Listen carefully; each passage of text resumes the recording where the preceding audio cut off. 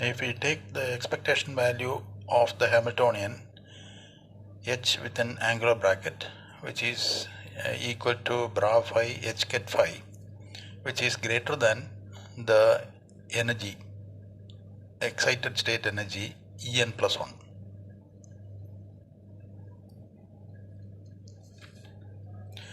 This can be taken as equation number 6.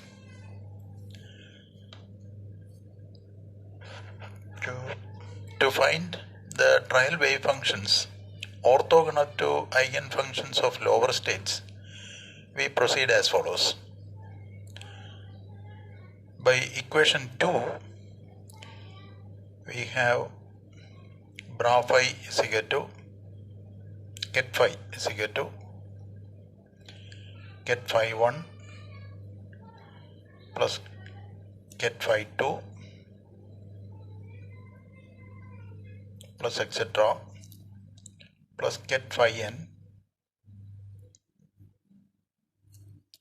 which is equal to a1 ket psi 1 plus a2 ket psi 2 plus etc. plus an ket psi n.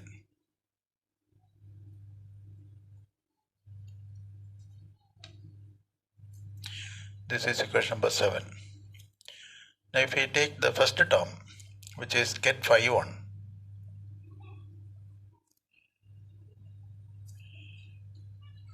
which can be written as a1 ket psi 1. This is equation number 8. Now if we take the dot product with the psi 1, this becomes bra psi 1 ket phi 1 is equal to a1 bra psi 1 ket psi 1 is equal to a1. Since bra psi 1 ket psi 1 is equal to 1, this can be written as equation number 9. And we have already seen that since the function phi is orthogonal to psi, the coefficient a1, a2, etc., an are 0. Therefore, this is also 0. Therefore, psi 1 and phi 1 are orthogonal to each other. Next, we have to construct the function phi 2 from phi 1. Now, phi 2 is the trial wave function which must be constructed from phi 1. For this, we use a procedure called Schmidt orthogonalization.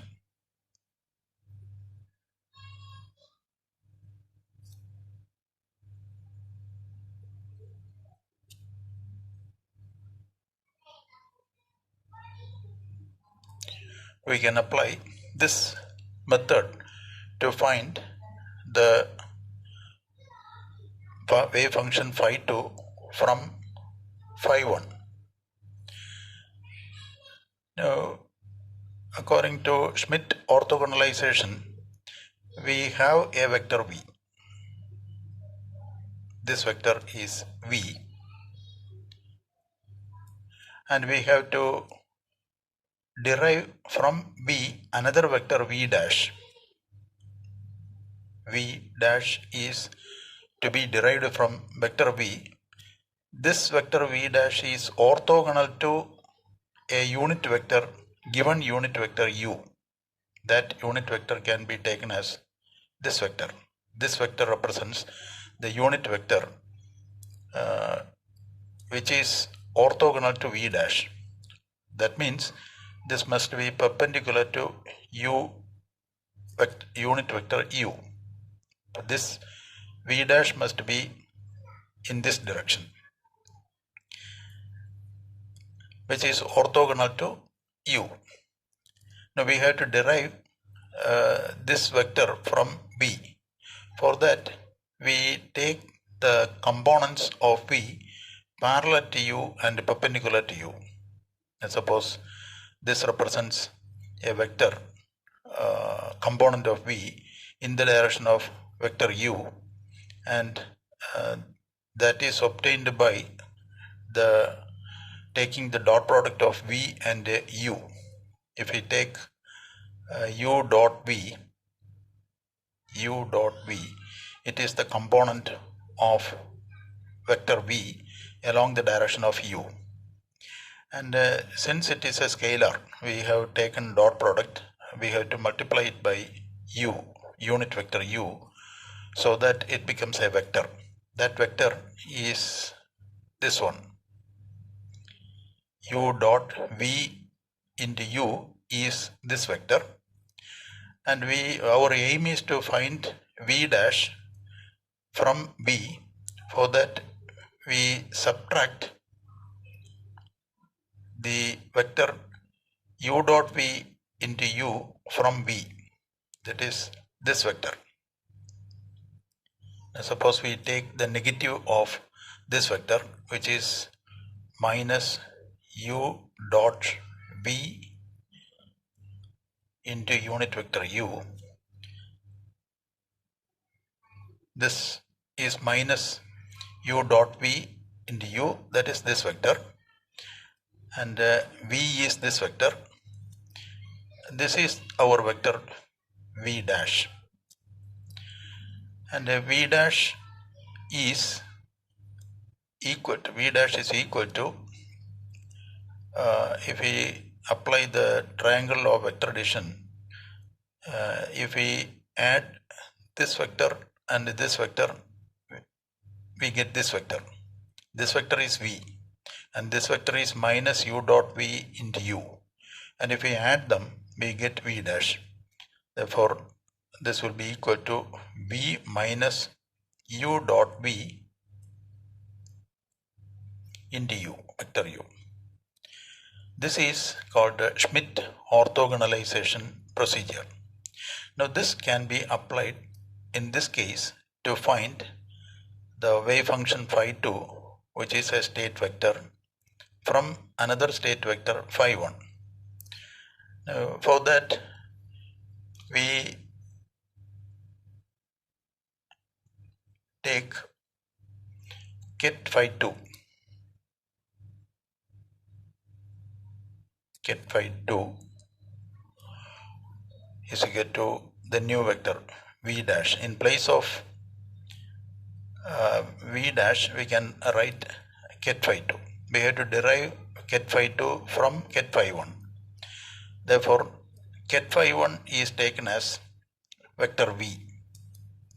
In place of v, vector v, we can take get phi1, and in place of the unit vector u, we can take the vector get vector psi1.